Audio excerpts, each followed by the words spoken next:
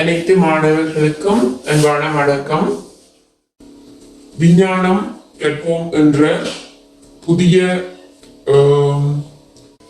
வீடியோவை நாங்கள் ஜெஃப்னா டெக்கினூடாக தரம் 6 தொடக்கம் தரம் 11 வரையான மாணவர்களுக்கு வழங்குவதற்கு உத்தேசித்துள்ளோம்.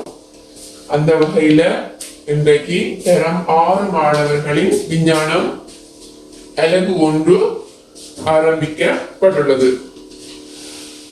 அலகு 1 உயிர் சூழலின் விந்தைகள். உயிர் சூழல் என்று கருதும் பொழுது சூழல் என்றால் என்ன? உண்மை சூழ உள்ள அனைத்தும்,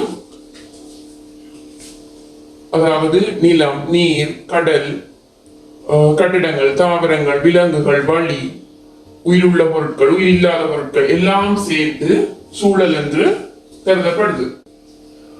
சில சூழல்களுக்கு உதாரணங்கள் என்றால் நகரம், காடு, புற்றரை, கடல், இன்னும் பல சூழல்களை நாங்க உதாரணமாக சொல்லலாம். சூழல்ல என்னென்ன கூறுகள் இருக்கு என்று பார்த்தோம்னா, சூழல் எடுத்துக்கொண்டா சடப்பொருள், சக்தி என்று 2 வகையா நாங்க கருதலாம். சடப்பொருள் என்று சொல்லும் பொழுது அங்க உயிருள்ள கூறுகளையும் உயிரற்ற கூறுகளையும் வகைப்படுத்தக்கூடியதாக இருக்கின்றது. உயிர் உள்ள கூறுகளுக்குள்ளதான் நாங்கள் தாவரம், விலங்கு, நுண்ணங்கி என்ற 3 வகைகளை உள்ளடக்குகின்றோம்.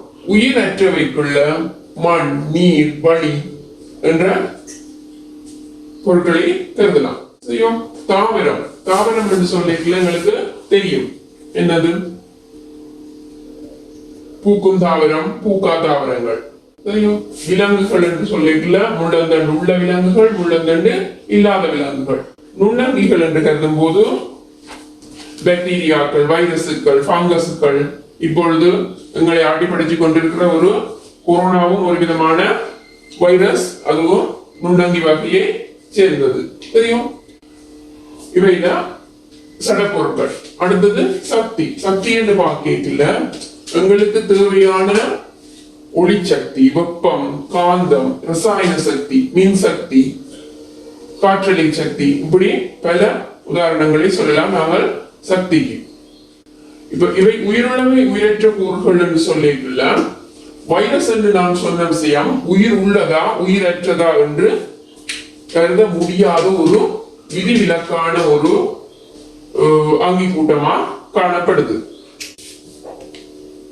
தொடர்ந்து உயிருள்ள கூறுகள், உயிரற்ற கூறுகள் எவை, அவற்றுக்கான உதாரணங்கள் என்ன, உயிருள்ள கூறுகள் கொண்டுள்ள சிறப்பியல்புகள் என்ன, உயிரற்ற கூறுகள் என்று நாம் எவ்வாறு அதை வரையறுக்கிறது என்ற மிகுதி தொடர்ச்சி பாடத்தை அடுத்த வீடியோவில் நாம் தொடரலாம்.